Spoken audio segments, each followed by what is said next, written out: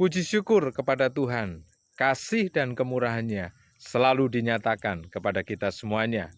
Firman Tuhan pada hari Minggu ini, saya berikan tema, jangan khawatir akan hari esok. Matius pasal yang ke-6, ayat yang ke-34.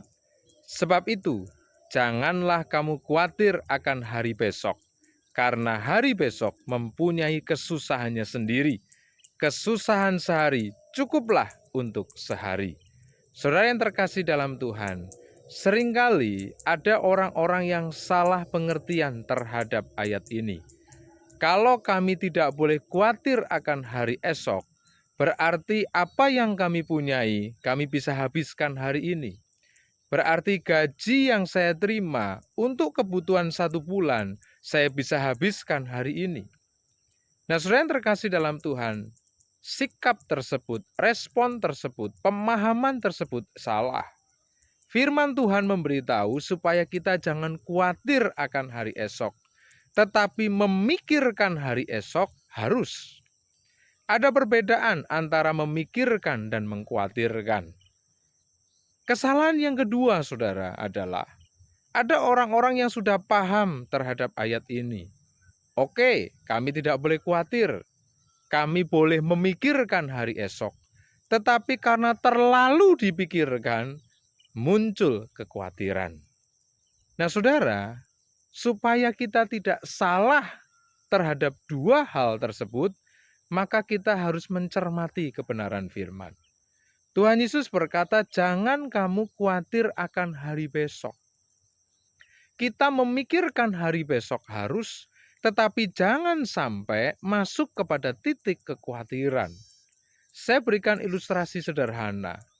Kalau ada anak kelas 3 SD, ketika dia memperhatikan buku pedoman, misalnya mata pelajaran matematika, lalu ketika dia melihat soal-soal, ketika dia melihat pertanyaan-pertanyaan latihan untuk satu topik materi, maka dia bisa mengerjakannya karena materi itu sudah diajarkannya. Tetapi ketika anak ini mencoba untuk membuka halaman-halaman selanjutnya, anak ini mencoba untuk melihat materi-materi yang lainnya, di mana dia belum pernah mengalami materi itu. Lalu dia berusaha untuk melihat soal-soal atau pertanyaan-pertanyaan, maka muncul rasa khawatir. Dia akan berkata, wah saya tidak mampu mengerjakan soal-soal ini. Wah bagaimana ya nanti kalau saya masuk kepada bab-bab materi ini, saya nggak bisa mengerjakannya. Atau mungkin dia langsung melompat jauh. Dia melihat kepada materi kakaknya yang kelas 5, kelas 6, atau mungkin SMP. Maka anak ini akan merasa tidak mampu untuk mengerjakan itu semuanya. Saudara, ketika saya memperhatikan materi anak saya pada waktu kelas 3 SD, wah sepertinya sudah sulit. Beda sekali pada zaman saya waktu SD dulu. Dan ketika saya bandingkan dengan kakak-kakaknya, semakin sulit dan semakin sulit. Namun ketika anak ini tidak mau berfokus kepada tingkat-tingkat selanjutnya, dia hanya berfokus kepada materi yang dia terima, dia hanya berfokus kepada pertanyaan-pertanyaan, soal-soal di buku pedoman di mana dia sudah pelajari, maka dia tidak akan merasa khawatir. Saya dan saudara yang pernah bersekolah juga demikian. Berfokus kepada materi yang diajarkan, berfokus kepada soal-soal pertanyaan yang diperhadapkan kepada kita, tanpa kita sadari kita bisa jalani hari-hari selanjutnya. Tanpa disadari kita bisa melewati materi-materi yang lebih sulit di hari-hari berikutnya. Jadi saudara, kuncinya adalah di manajemen. Mari ketika kita menghadapi hari ini, kita berfokus saja untuk hari ini.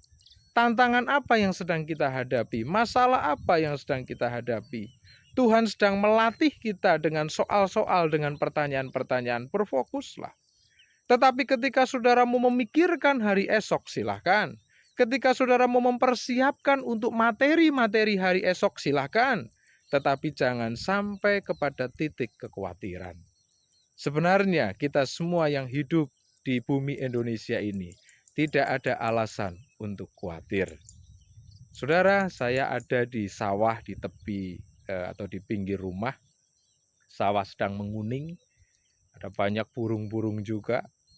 Kalau saya perhatikan ada ayam-ayam juga yang keluar dari kandang lalu kemudian beraktivitas mencari makan. Ketika mereka pulang, mereka sudah kenyang.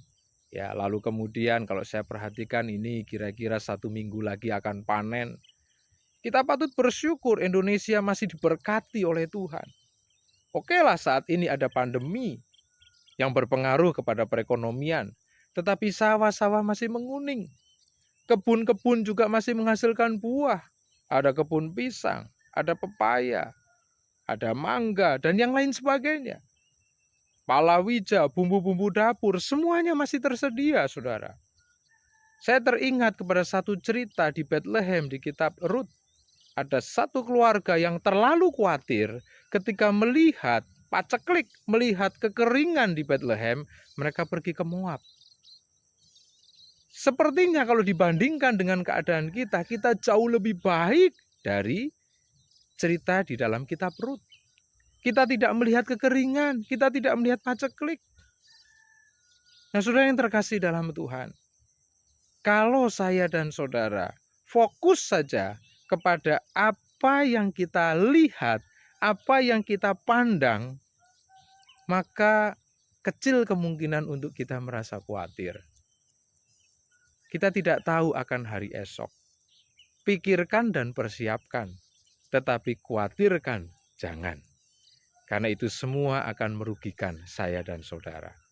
Justru setiap hari kita pandangi kasih kemurahan Tuhan.